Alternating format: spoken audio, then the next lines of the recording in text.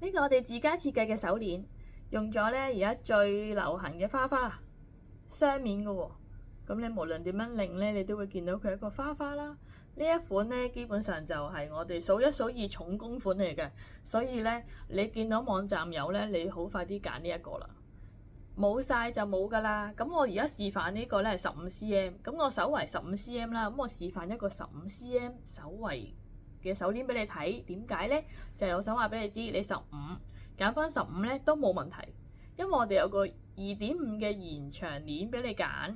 嗱，你睇下我而家都未扣到最出，但係其實已經係可以喐動㗎啦。咁樣可以喐動，其實基本上戴手鏈就係咁樣啦。咁有少少喐咯。如果你想要貼晒咧，咁你咪扣翻緊啲咧，冇問題嘅。咁我覺得咁樣少少鬆咧，戴手鏈就會好睇啲，同埋佢就算校到最出咧，佢都唔會飛走嘛。咁你中意鬆啲咧，再揀16都冇問題嘅。咁個延長鏈咧就會長啲咯，掉落嚟係啦。呢一個款式，所以15戴翻15冇問題，你14揀翻14都冇問題。你可以喺呢一度校嘅。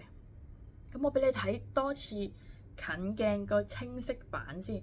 嗱，你睇下嗰個花花幾靚，完全咧嗰啲做工係一流嘅，成條咧都係立體嘅重工款啊嚇，冇就冇㗎啦，賣晒就冇㗎啦，記得要留意呢一個款式。多謝晒。